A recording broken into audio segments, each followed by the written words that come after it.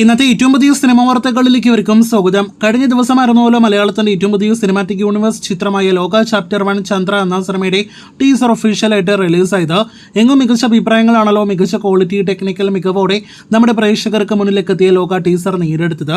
കല്യാണി പ്രിയദർശനും നെസ്ലിനും പ്രധാന കഥാപാത്രങ്ങളെ അവതരിപ്പിക്കുന്ന ചിത്രം ഒരു സൂപ്പർ ഹീറോ ഫാന്റസി ത്രില്ലർ വിഭാഗത്തിൽ പെടുത്താവുന്ന സിനിമ എന്നാണ് നിലവിൽ നാം പ്രതീക്ഷിക്കുന്നത്. ഒരു ഘട്ടത്തിൽ സിനിമയ്ക്ക് 3D റിലീസ് എല്ലാം തന്നെ പ്ലാൻ ചെയ്തതാണെങ്കിലും നിലവിൽ സിനിമയുടെ 3D ഉപേക്ഷിച്ചു എന്നാണ് റിപ്പോർട്ടുകൾ പുറത്തുവരുന്നത്. ഒരു പക്ഷേ ഭാവി യൂണിവേഴ്സൽ 3D വന്നേക്കും. എന്തായാലും ആദ്യ ഭാഗത്തിൽ 3D ഇല്ലാന്ന് ഉറപ്പാക്കപ്പെട്ടിരിക്കുകയാണ്. ചിത്രം ഓണം റിലീസായിട്ട് അടുത്ത മാസം തിയേറ്ററുകളിലേക്ക് എത്താനായിട്ടൊരുങ്ങുകയാണ്. ദുൽഖർ സൽമാനാണല്ലോ സിനിമ നിർമ്മിക്കുന്നത്. ചിത്രത്തിൽ ദുൽഖറും ടൊവിനോ തോമസും കാമിയോ റോളുകളെ അവതരിപ്പിക്കുന്നുവെന്ന് നേരത്തെ തന്നെ പ്രേക്ഷകരെ അറിയിച്ചതാണ്. ആദ്യ ഭാഗം വലിയ രീതിയിൽ ക്ലിക്കായാൽ തുടർന്നുള്ള ഭാഗങ്ങളിൽ ദുൽഖറും ടൊവിനോ എല്ലാം തന്നെ പ്രധാന കഥാപാത്രങ്ങൾ അവതരിപ്പിക്കുന്ന ചാപ്റ്റേഴ്സ് വരുമെന്നാണ് പ്രധാനപ്പെട്ട റിപ്പോർട്ട്. ലോകയുടെ തുടർന്നുള്ള ഭാഗങ്ങളിലും പ്രധാന ടൈറ്റിൽ ലോക എന്ന് തന്നെയായിരിക്കും.